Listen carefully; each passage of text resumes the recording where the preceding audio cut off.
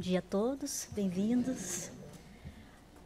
Nosso tema de hoje, superação, ele é muito abrangente, né? Porque ele fala de tudo sobre o que nossos propósitos que a gente vem fazer aqui. Porque ninguém supera a felicidade, né? A gente supera obstáculos.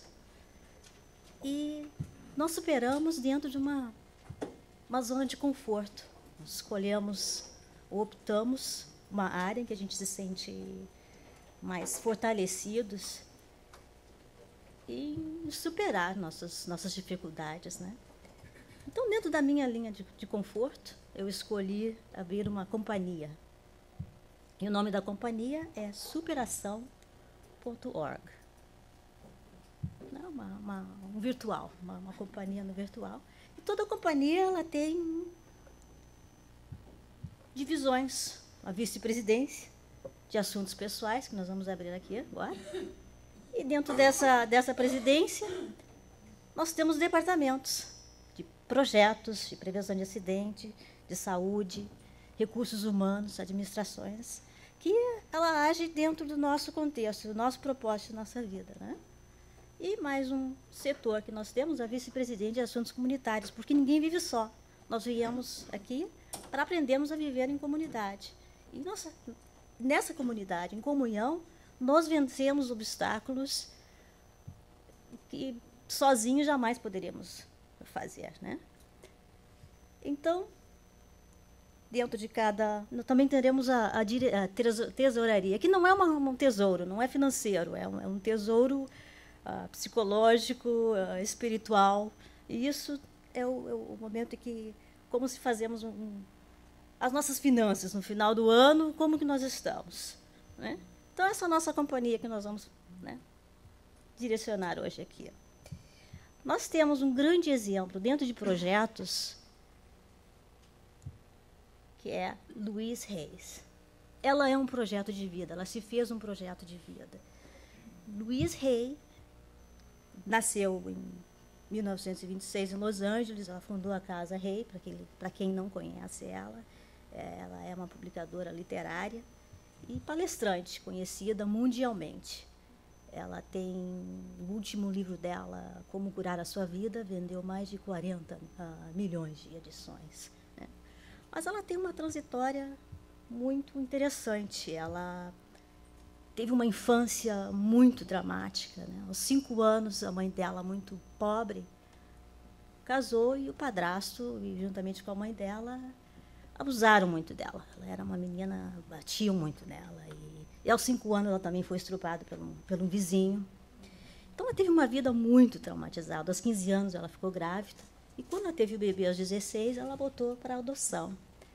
E durante o percurso da vida toda dela, de adulta, foi um desafio muito grande. Ela mudou para Chicago, não conseguia emprego.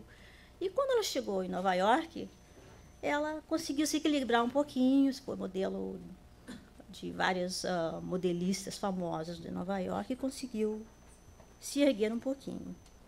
E encontra o marido dela, um britânico, Hay, e ficaram casados 14 anos, e depois de 14 anos houve um problema e eles se divorciaram. E como se não bastasse, aos 52 anos ela foi diagnosticada com câncer terminal. Os médicos falaram, não tem, um câncer cervical, isso não tem cura.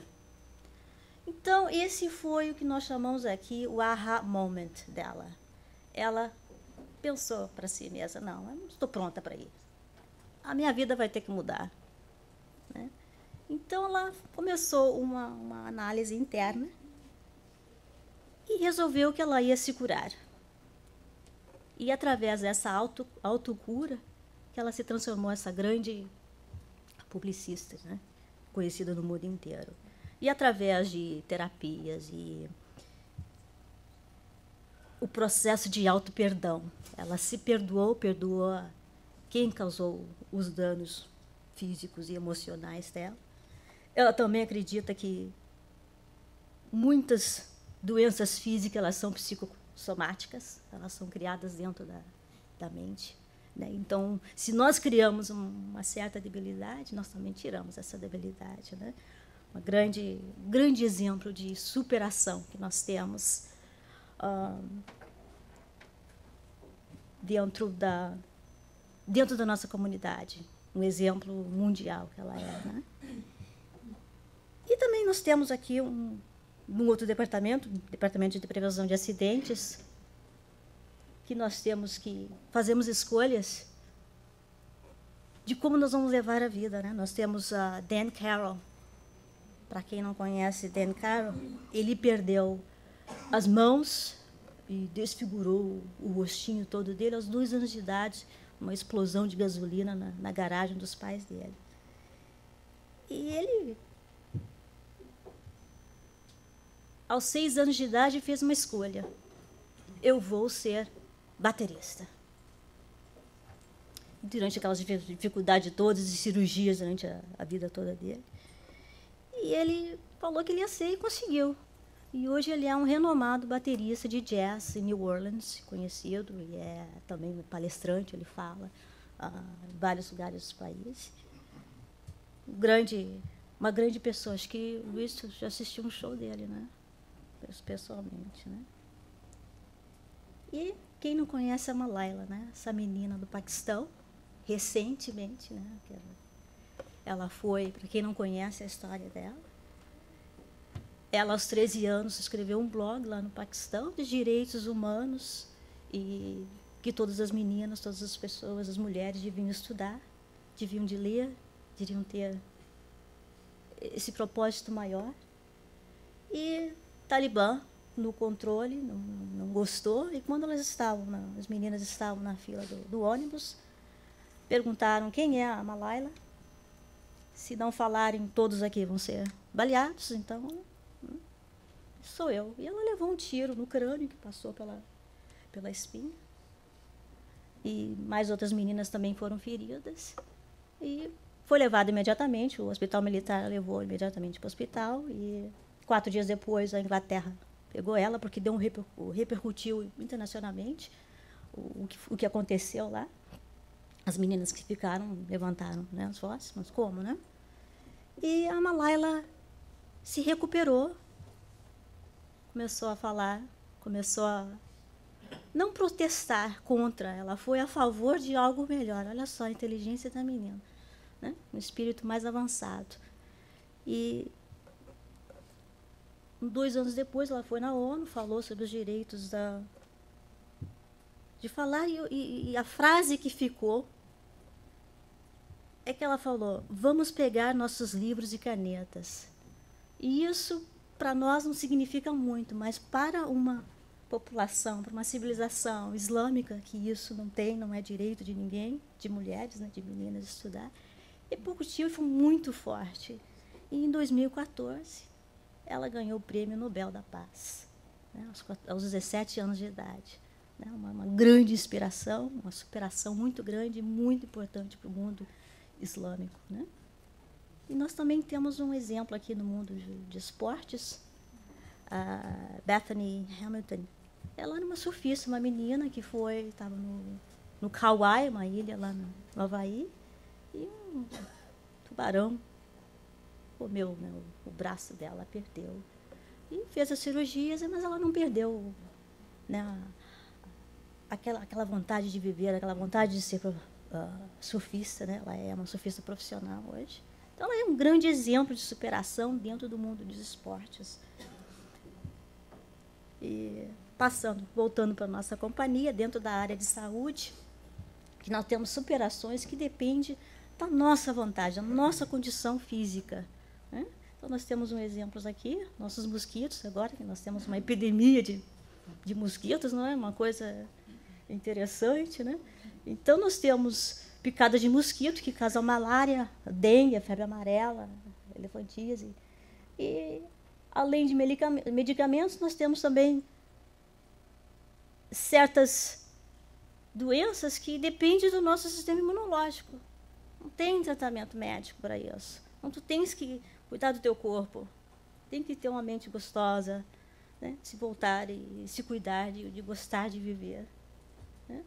O mais recentemente, né, a febre do Zika, esse mosquitinho aqui, que são só os 18%, né, ali que contrai e a doença se desenvolve mais, porque devido ao sistema imunológico da pessoa, se a pessoa tem um sistema forte, eles aparecem em 7 dias, ele incuba em 4 dias, e aos 7 dias já, né, se a pessoa está com um sistema saudável.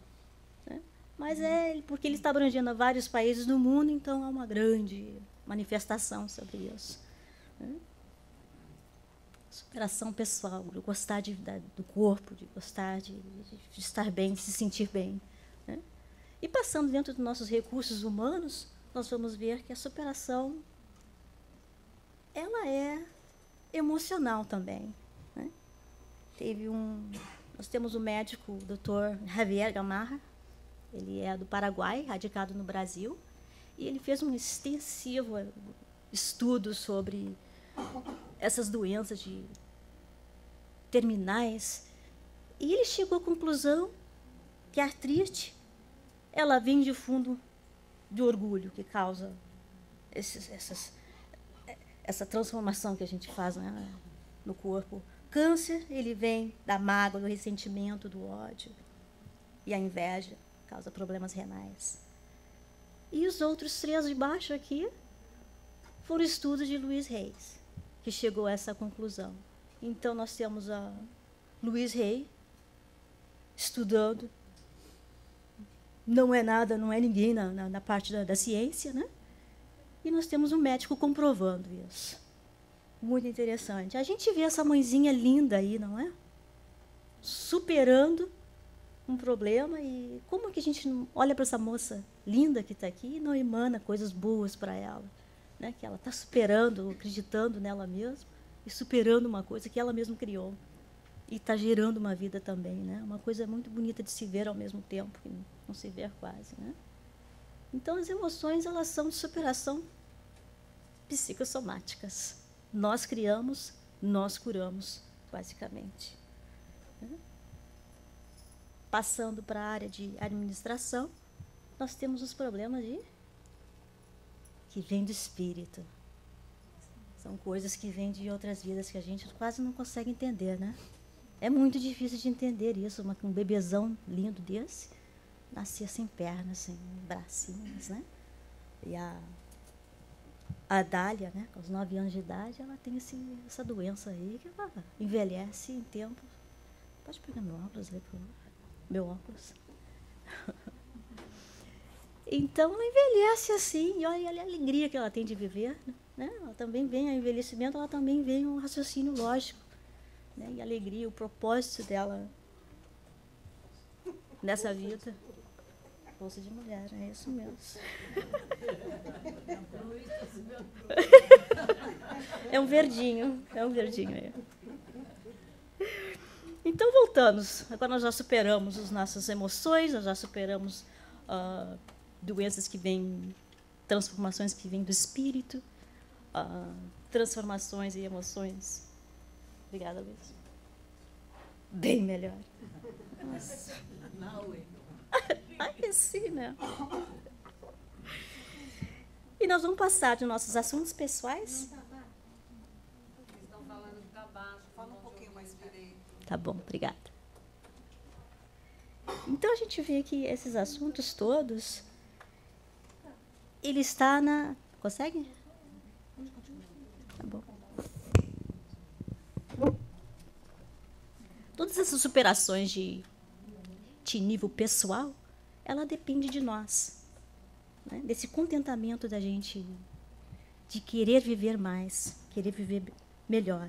Então, quão importante quanto a vontade de vencer é a vontade de começar a vencer. Né? O quanto que a mente conta... Agora até eu senti a caixa, né? Então, essa nossa vontade de querer vencer e progredir e superar, ela está diretamente relacionada com a lei do progresso, que a gente estuda no perispírito, né? no espiritismo. E a lei do progresso, ela é que um dia nós vamos atingir a perfeição, um dia nós vamos todos ser perfeitos. Só que a gente vai ser perfeito quando? Quando nós individualmente superarmos as nossas dificuldades e quando nós comunitariamente também superarmos as nossas dificuldades.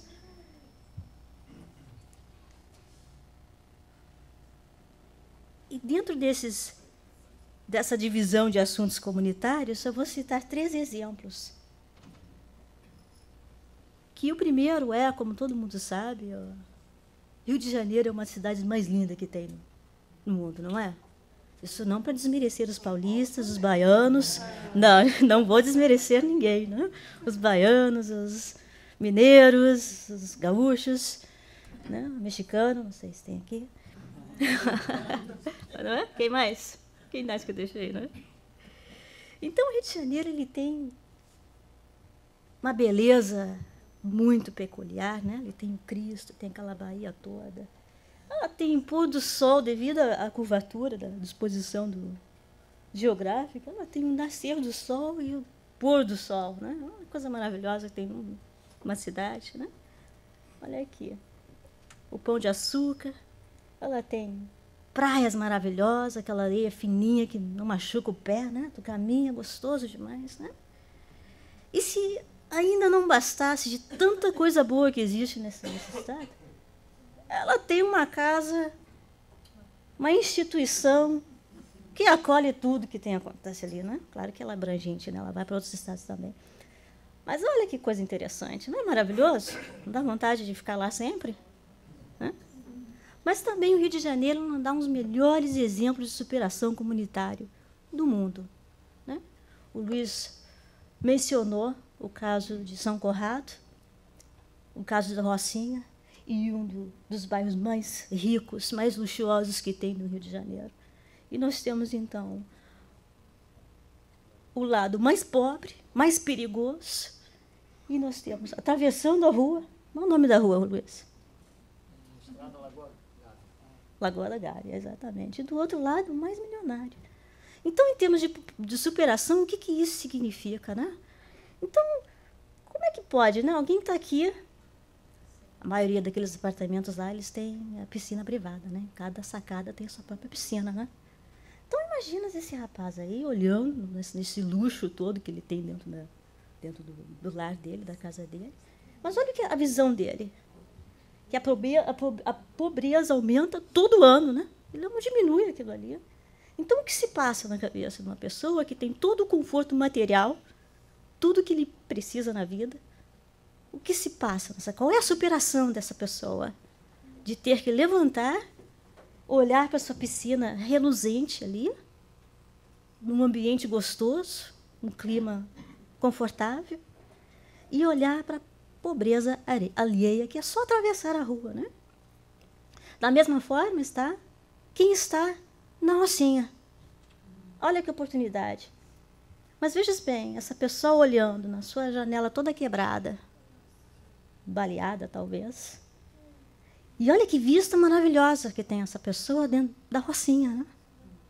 Que oportunidade que essa pessoa tem de olhar para os pés descalços, mas ver vestida, ver calçada. Que oportunidade que essa pessoa tem de se projetar. Como que eu chego lá? Como que eu posso viajar? É estudando, é trabalhando, uma oportunidade de superar. Mas o que se passa na cabeça dessa pessoa para ter que superar, né? Então, dentro do nosso espiritismo, o que a gente pode concluir aqui? Uma hora eu nasço pobre, outra hora eu nasço riquíssimo. E quando que eu vou aprender a superar isso, né? Quando que eu vou virar classe média e voltar aqui, eu vim para os Estados Unidos, não é uma coisa que a gente faz? Vamos mudar para os Estados Unidos. Não é verdade? Uma superação muito grande, um exemplo de superação muito grande que nós temos de escala mundial, porque quando a gente vai para o Rio de Janeiro, a gente vê os turistas, eles estão muito interessados em conhecer todos os sites lá, mas eles também estão interessados muito de conhecer a Rocinha. Né? Muito interessante como eles querem conhecer aquela pobreza, aquela coisa que é tão forte, né? Aquela energia tão forte que a gente aqui quase que não consegue entender. A gente, como brasileiro, não consegue quase entender por que um turista que nunca viu pobreza quer ir ao Brasil e ir para o lugar mais perigoso que tem, né? Dentro do Rio de Janeiro. Né? Então, continuando com nos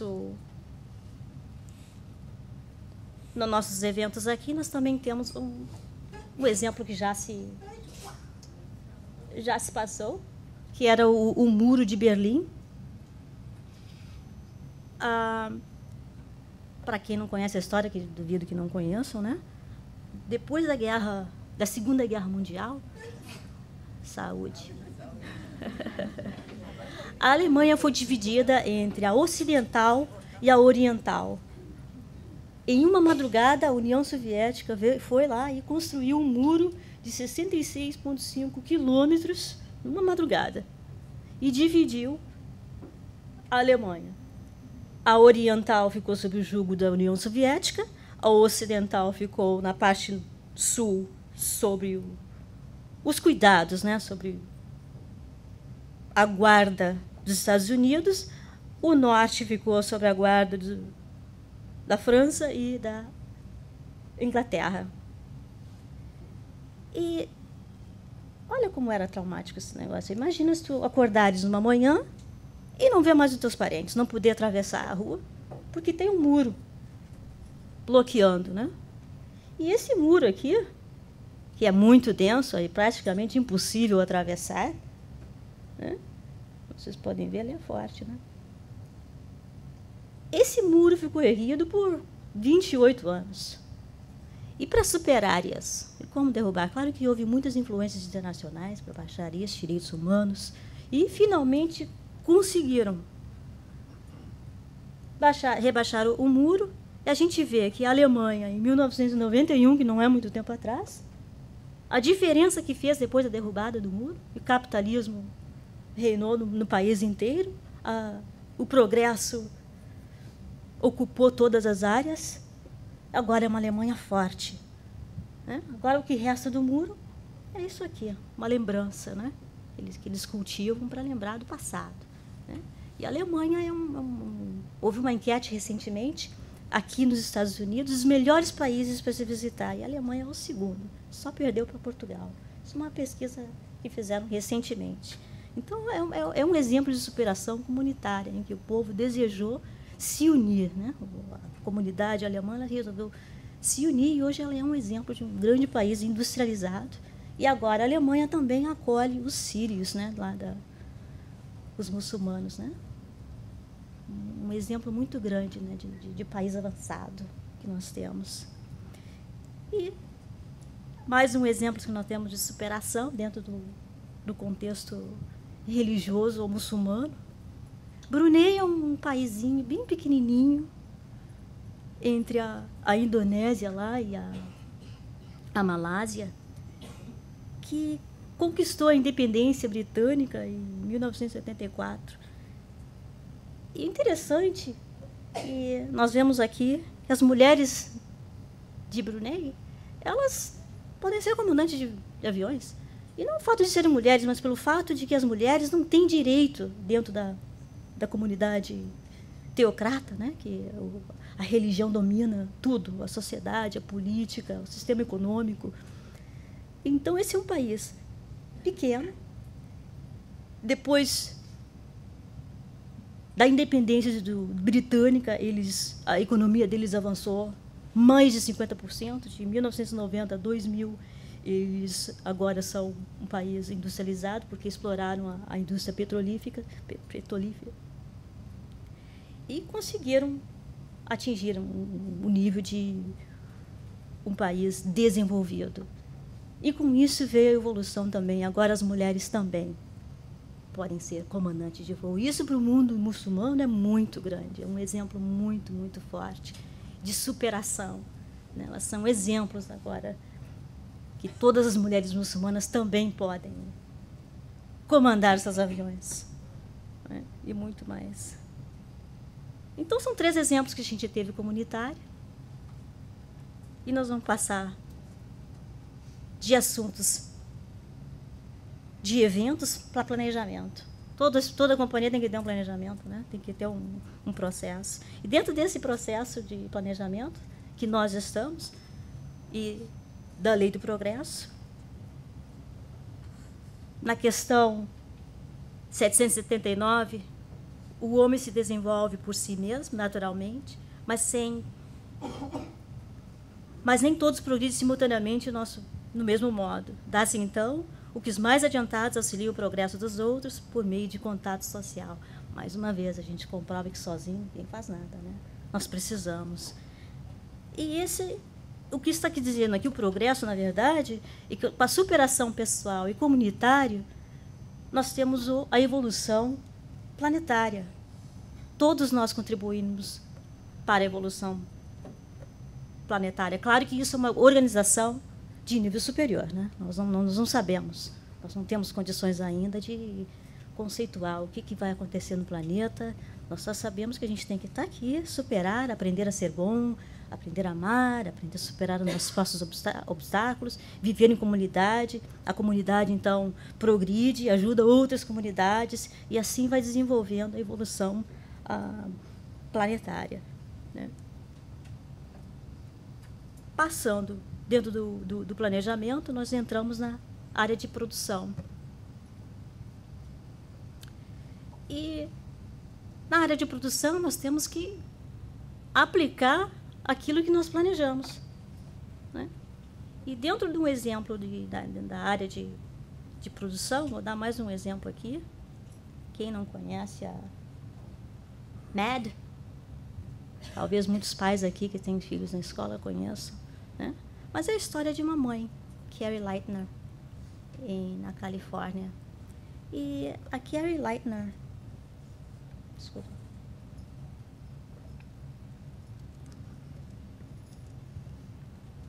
ela era uma assistente de dentista, divorciada, teve 3 filhos, 2 gêmeas e um menino.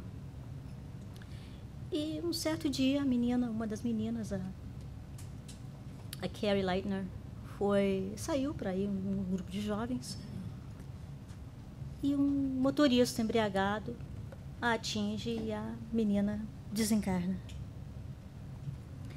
Isso é uma trajetória muito difícil para quem tem filhos de entender, né? De suportar, de conseguir superar a morte da filha causada por uma outra pessoa, uma delinquência, né?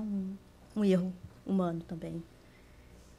E depois, 4 dias, ela falando com o policial, né? Mas qual vai ser a punição? Como é que isso acontece, né? E ela descobre que a legislação é muito fraca, isso. Ela não te dá condições de corrigir esse tipo de delinquência, né? Isso em 1880, né? Não faz muito tempo, na década de 80, né? Então, o policial falou, olha, não tem legislação nenhuma, né? Nós pegamos há uma semana atrás, ele cometeu o mesmo tipo de delito, uma outra criança também foi.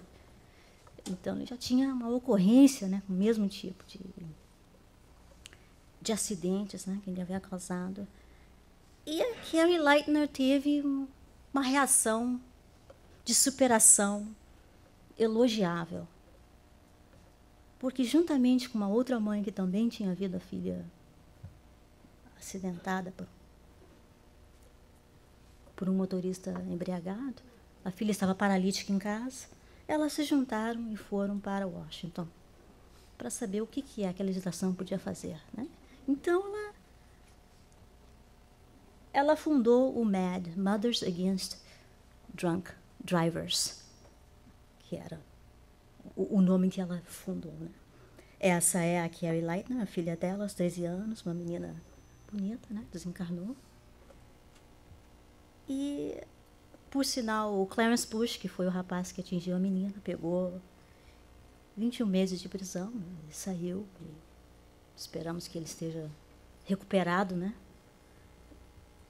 E, então, ela resolveu, não, eu vou para Washington e ver o que a gente pode fazer com isso. E fundou essa organização, e durante a administração de Reagan, eles levantaram, né, subiram a idade mínima para a bebida, de 18 para 21, uma grande conquista para o país inteiro, né? Ela fundou o que nós conhecemos agora, e ao longo da abertura dessa companhia, né, a gente vê que houve um declínio muito grande de acidentes de automóveis. Depois, durante a administração de Clinton, foi assinado um outro decreto, que o teor alcoólico para os motoristas desceu de 0,1 para 0,08%, e as fatalidades reduziram 40% depois disso, dessa resolução. Então, o MED ele tem vários chapters, eles têm vários locais no mundo inteiro, mais de 400 localizações no mundo inteiro, e milhares aqui dentro dos Estados Unidos. Uma organização muito, muito grande e muito forte para quem quer superar, né, para quem quer ajudar a comunidade e entender a pessoa que bebe, né? Isso é uma superação muito grande de uma mãe mostrando um ato de carinho. Em vez de revoltar, ela... O que nós vamos fazer agora? Vamos, nossas mães, vamos nos reunir e vamos ver o que a gente pode fazer para ajudar essas pessoas. Não só a superação da dor, da perda, mas a pessoa que comete esse tipo de... um acidente numa outra pessoa que pode até perder a vida, não? Então, esse tipo de respeito pela vida humana, essa conscientização maior que o MED oferece agora nas escolas, eles são dados antes das crianças, dos adolescentes irem para pegar carteira de motorista, tem um estudo, então o MED ele vem, explica. Uma campanha muito grande, muito, muito bonita dentro da comunidade humana, né? Então, nós vamos também passar para a nossa tesouraria, a nossa área de tesouro. A gente tem que internalizar agora o que nós fizemos individualmente para nós mesmos e como a gente contribuiu para a nossa comunidade, né? Então, nós temos dentro do departamento de tesouro que muitas vezes, a maioria das vezes, né? A gente quer ser amada mais, muito, muito mais do que a gente ama, né? Mas para aí. A gente espera que a outra pessoa nos entenda, adivinhe o que nós estamos pensando, adivinhe as nossas necessidades, as nossas carências, né? Queremos amor. Me dá amor, me dá tudo que eu quero aqui, né? Sem entender que a gente precisa contribuir, né? E, na verdade, o ponto desse amor todo é uma decisão muito íntima que a gente faz, que começa no nosso pensamento, que é muito, muito rápido, não é, Luiz? Quanto rápido que é um pensamento? É muito rápido. Vou deixar o Luiz agora pensar, né? Mas nós pensamos, e aquilo que nós pensamos se realiza. A nossa decisão naquele pensamento, ele pode nos causar uma doença física, uma doença emocional, distúrbios que causam desarmonia dentro da casa, trabalho, ou ele pode liberar tudo, de sermos felizes. E nós temos a nossa grande Louise Hay novamente, que ela fala, sendo um grande exemplo de superação, ela também fala que os pensamentos que escolhemos são as ferramentas que usamos para pintar o quadro das nossas vidas. E realmente é. A superação, ela começa no pensamento. E controlar o pensamento é uma das mais difíceis, ou se não a mais difícil tarefa que nós temos, de controlar os nossos pensamentos, refletindo nos nossos sentimentos, e causa uma ação. É muito, muito forte. E como nosso Jesus nos falou, vós sois deuses, podeis fazer o que faço e muito mais. Não é verdade? Se Jesus está nos falando que nós podemos ter o controle de toda a nossa vida, por que duvidamos? Por que não cumprimos em controlar o nosso pensamento para sermos felizes, para cumprir com nossos propósitos aqui? Essa é a mensagem de hoje. Muito obrigada.